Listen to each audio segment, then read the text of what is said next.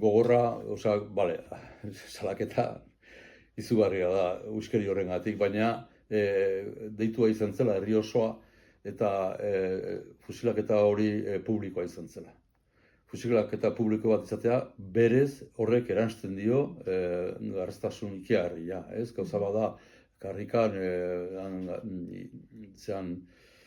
hiltzea baso batean eta hola, goizeko egun sentian eta ez, o Kampo Santuan bertan, edo kesea, bai, gogorra eta gaina oioak entzuten zian herritik, eta nahizun guztia. Baina, Artzibako plazan bertan, aurrak eta denak, osea, baditugu testigantzak, oralde eta hauek, ez da zenbat urte zituzten orduan, azaltzen da dokumentarian, igual 10 urte.